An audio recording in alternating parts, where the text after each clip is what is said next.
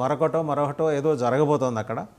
YS Vijayamma గారే కీలక భూమిక పోషిస్తున్నారు. రాహుల్ గాంధీ నేరుగా ఆమెకే ఫోన్ చేసి అమ్మ మీరే హ్యాండిల్ చేయండి అని కూడా చెప్పారట కదా వెంకటేశ్వర రెడ్డి గారు. వీక్షకులకి అట్లనే రాష్ట్ర ప్రజలకి శుభోదయం, ప్యానల్లో సభ్యులకి శుభోదయం. ఇప్పుడు ఎట్లుందంటే ఒక లాంచ్లో కలిశారు, ఏదో సేమ్ హాస్పిటల్కి వెళ్ళినప్పుడు ఎదురుపడినప్పుడు అది ఎంత ప్రత్యర్థులైనా పలకరించుకోవడం అనేది సర్వసాధారణమైన విషయం.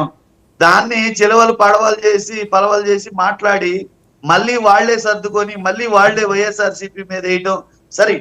నేనేమంటానంటే అంత భయం వేస్తుందా ప్రతిపక్షం ఉంటే, జగన్మోహన్ రెడ్డి గారు ప్రతిపక్షంలో ఉంటే ఈసారి ప్రభుత్వం ఉండదని, తొందరగా ఏదో ఒకటి జరిగిపోతేనే ఈ ప్రభుత్వం నిలబడుతుందా? తొందరగా ఏదో ఒకటి జరిగిపోతే నీ ప్రభుత్వం నిలబడుతుందా? వచ్చే ఎలక్షన్ దాకా మేము ప్రతిపక్షంలో ఉంటే మీరు తట్టుకోలేరా అనేది వాళ్ళు ఆలోచించుకోవాలి.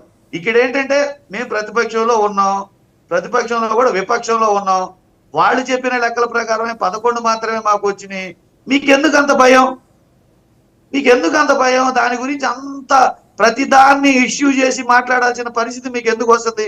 ఇవన్నీ ఎందుకు వస్తున్నాయని నేను అనుకుంటున్నానంటే, ఈ ప్రభుత్వం మన పిట్టల దొరలాగా కళ్ళబొల్లి మాటలన్నీ చెప్పి అంతన్నాడు ఇంతన్నాడు గంగరాజు అని చెప్పేసి అధికారంలోకి వచ్చిన తర్వాత ఏమీ చెయ్యలేక, ఏమీ చెయ్యని ఇష్టం లేక, ఏమీ చేయడం చేతగాక అన్ని ఇచ్చిన మాటలన్నీ తొంగలో దొక్కేసి ఇప్పుడు ఇలాంటి పిట్ట కథలు, కట్టు కథలు, కాకమ్మ కథలు అడ్డం పెట్టుకొని భయభ్రాంతులకు ప్రజలను గురి చేయాలన్న ఉద్దేశంతో మాట్లాడుతున్న మాటలు తప్పితే వీళ్ళు పరిపాలించే ఉద్దేశం కానీ, ప్రజల్ని సక్రమంగా సంక్షేమంగా సంరక్షణగా చూసే ఉద్దేశం కానీ వీళ్ళకి లేదని అనిపిస్తుంది.